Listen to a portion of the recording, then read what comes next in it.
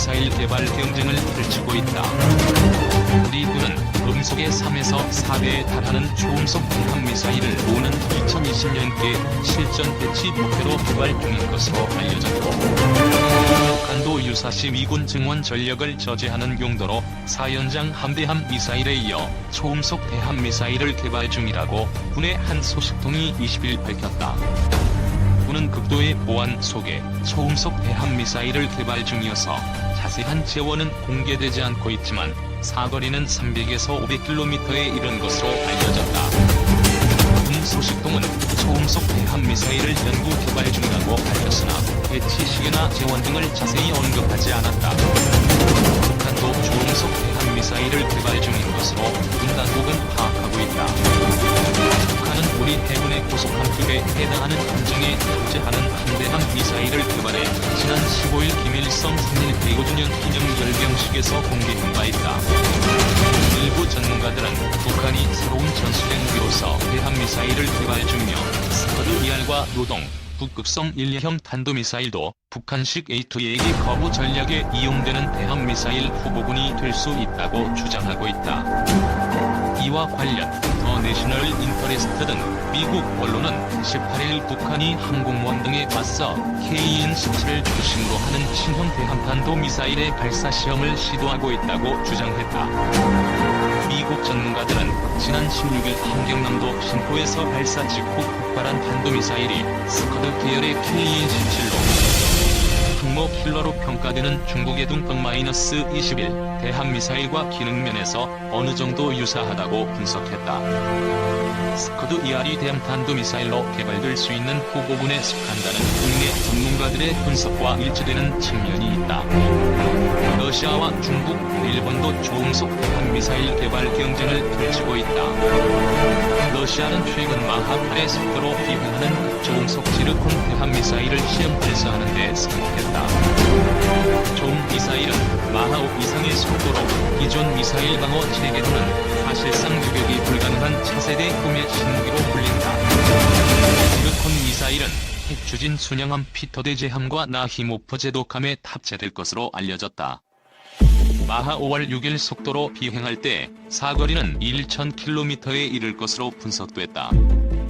러시아는 이 미사일의 수출용 버전은 400km로 제한할 것으로 전해졌다. 중국도 음속 2하로 비행하는 대한미사일 잉제-18의 개발에 이어 극초음속 대한미사일로 활용될 수 있는 비행체인 둥펑 ZF를 2014년 1월부터 2016년 4월까지 총 7차례 비행시험을 했다. 마하5의 1공의 속도에 도달한 것으로 분석됐다. 중국과 러시아는 아시아로 급격히 해군력을 팽창하는 미국에 대응하기 위해 극초음속 대한미사일 개발에 나선 것으로 전문가들은 분석했다. 일본도 음속 미만의 공대함 미사일 ASM-1과 ASM-2를 보유하고 있으나 속도가 느려 격추될 가능성이 있어 초음속 공대함 미사일 개발에 뛰어들었다. 이 미사일은 거의 개발되어 양산체제에 돌입할 것으로 알려졌다. 2. 대한미사일 불균형 축소 절치부심하는 미국. 러시아와 중국 해군이 초음속 장거리 대한미사일을 장기하고 서태평양 진출을 서두르자 미국도 대응에 나섰다. 사거리가 진 대한미사일 확보에 주력하고 있다. 현재 미 해군은 사거리 120에서 250km의 음속을 조금 윗도는 아음속의 하푼 함대함 미사일만 보유하고 있다. 반면 러시아와 중국은 사거리 500km의 마하3을 웃도는 초음속 대함장거리 미사일로 무장하고 있다. 펀치력은 물론 리치 싸움에서 미군은 열세다. 1990년대 냉전 종식 후 군대지 공격에만 익숙해져 대한미사일 개발을 소홀히 한 결과다.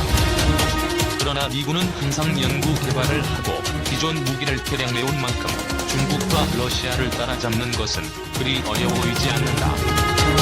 중국과 러시아와 동맹관계를 맺고 있는 북한이 장거리 대한미사일을 보유할 수 있는 만큼 하푼과 비슷한 사거리의 해성미사일로 무장한 한국 해군에게도 미군의 움직임은 시사하는 바가 크다.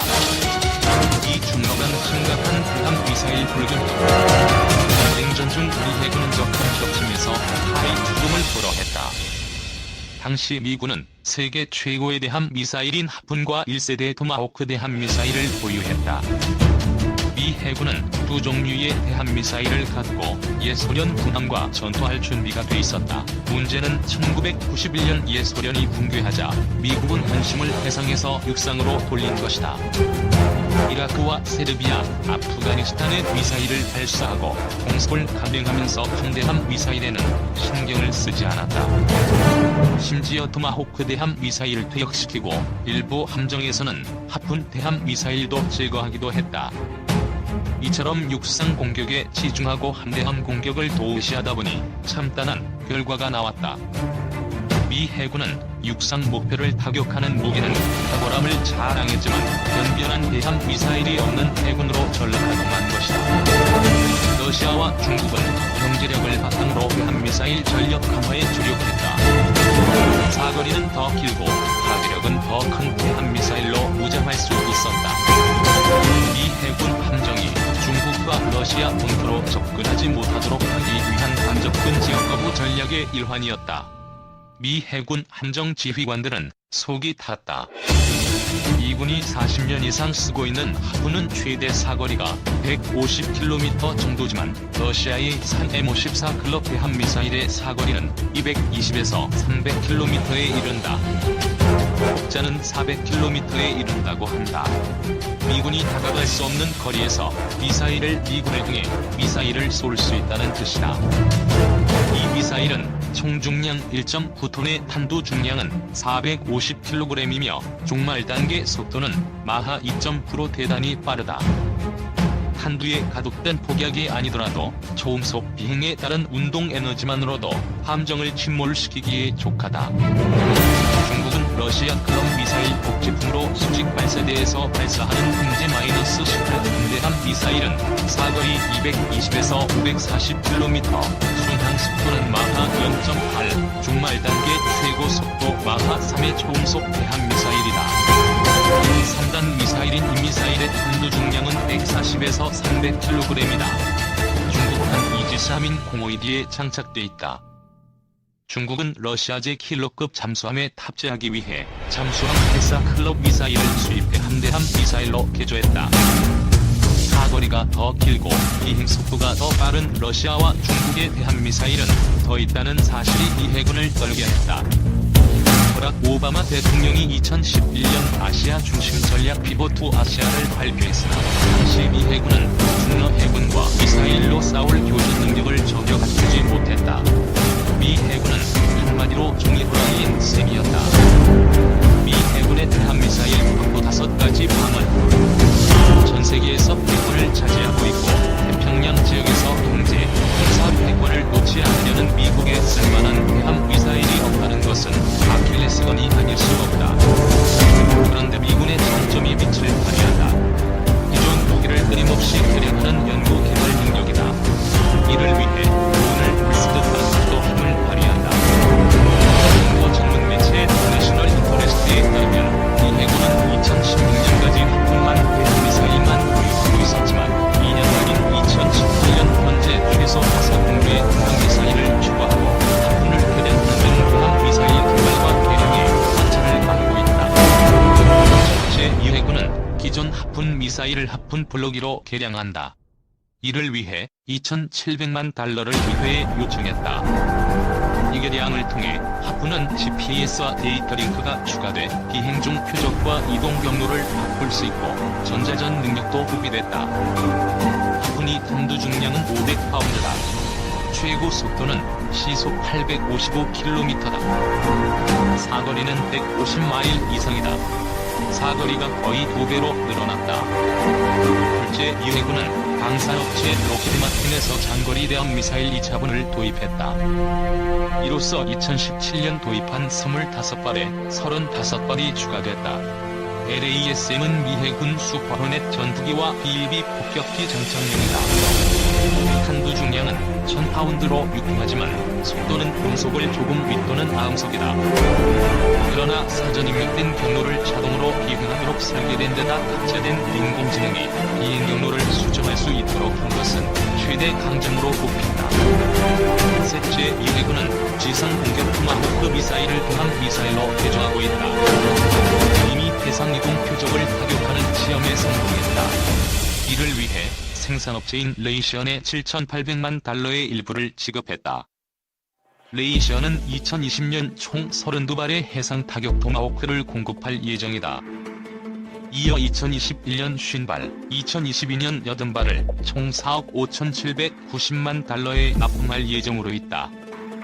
TLAM은 비행 속도가 음속에 이르지 못하지만 탄두 중량이 1000파운드에 사거리가 1000마일에 이른다. 이라크전 등에서 탁월한 성능을 입증한 무기다. 정확도가 뛰어난 무기로 정평라에 있다.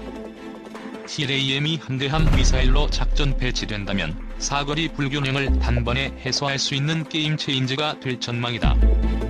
넷째, 미 해군은 연안 전투함 장착용 해군 타격 미사일 도입을 위해 레이시언과 노르웨이 방산업체 콩스버그에 초도계약금 1,500만 달러를 지급했다. 콩스버그에 따르면 NSM은 무게 407kg, 길이 3.96m, 비행속도 마하 07에 095로 사거리는 200km다. TNT 100kg의 파괴력을 가진다고 회사 측은 설명하고 있다. 다섯째, 미 해군은 현용 함대공 미사일은 SM-2와 SM-6를 함대함 미사일로 개조하고 있다. SM-2 사거리 연장형은 240km 정도다. SM-6는 본래 항공기와 미사일을 격추하기 위해 개발됐기 때문에